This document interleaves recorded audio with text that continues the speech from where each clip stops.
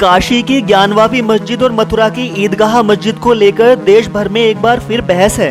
हिंदू पक्ष का दावा बरकरार है कि हिंदू मंदिरों को तोड़कर मुस्लिम आक्रांताओं ने ये मस्जिदें बनवाई हैं। लेकिन क्या सच में सिर्फ मुसलमानों ने हिंदू मंदिरों को तोड़ा है? इस वीडियो में हम जानेंगे भारत में धार्मिक स्थलों पर हमले की पूरी कहानी। करीब 500 ईसा पूर्व भारत में बौद्ध और जैन धर्म की शुरुआत हुई। बौद्ध और जैनियों ने अपने उपदेशकों की याद में टीले बनवाए।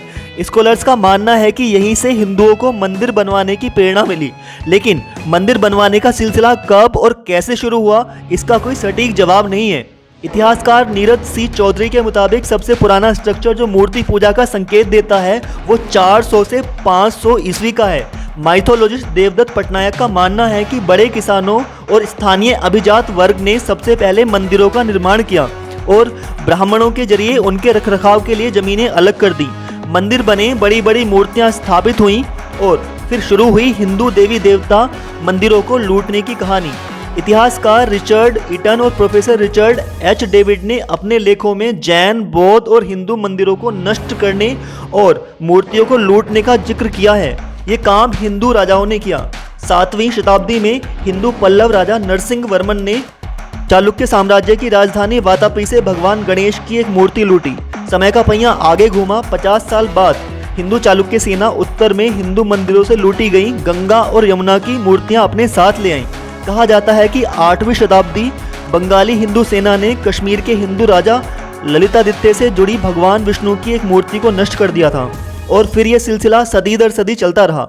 हिंदू दुश्मनों के मंदिरों से मूर्तियों को लूटने के अलावा कई हिंदू राजाओं ने अपनी जीत का संकेत देने के लिए पराजित राजाओं के शाही मंदिरों को नष्ट किया। 10वीं शताब्दी में राष्ट्रकूट के राजा इंद्र तृतीय ने सल्पा में कलाप्रिया के मंदिर को तोड़ा।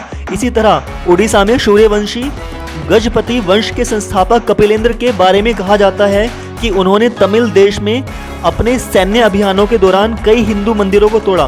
प्रोफेसर डेविस कहते हैं कि इसमें कोई शक नहीं है कि मध्यकाल के हिंदू राजाओं ने अक्सर धार्मिक छवियों को नष्ट किया। तब मुस्लिम और तुर्क भारत में आए भी नहीं थे। जब एक राजा दूसरे राजा के मंदिरों या मूर्तियों को लूटता या नष्ट करता था तो उसके पीछे एक बड़ी वजह पूर्ण विजय स्थापित करना था। इतिहासकार हरबंस मुखिया के मुताबिक सवाल पूछे जाते थे कि आप कैसे राजा हैं जो अपने मंदिर को नहीं बचा सके।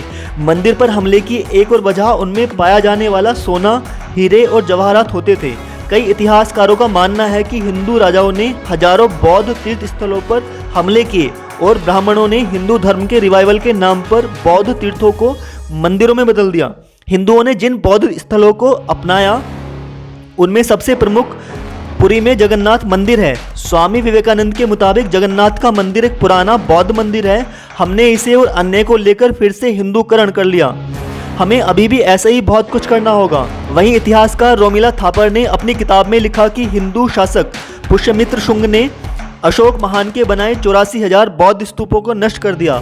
हालांकि इन दावों को कई इतिहासकार एक तरफा मानते हैं और इसकी वैलिडिटी पर सवाल खड़े होते हैं। सांची का स्तूप, कटनी का सतधारा, रीवा का देउर कोथर जैसे बौद्धों के कई तीर्थ स्थलों में तोड़ फोड़ के सबूत मिलते हैं। चंदेलों के शासन में 10वीं शताब्दी के बाद एक बड़े टेम्पल टाउन के रूप में फेमस खजुराहो में पहले एक बौद्ध प्रतिष्ठान ही था। उत्तर प्रदेश के मथुरा में स्थित आज के भूतेश्वर और गोकर्णेश्वर जैसे मंदिर पुराने समय में बौद्धों के स्थल बताए जाते हैं।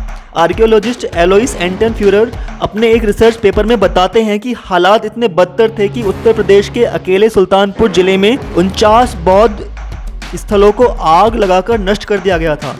भारत में मुस्लिमों के आने के बाद धार्मिक स्थलों पर कई हमले हुए जिन्हें आज एक ऐतिहासिक भूल बताकर सुधारने की कोशिश की जा रही है। तो ये थी स्टोरी भारत में धार्मिक स्थलों पर हमले की। और भी ऐसे वीडियोस के लिए जुड़े रहें इफेक्ट्स ऑफ इंग्लिश पर। जय हिंद।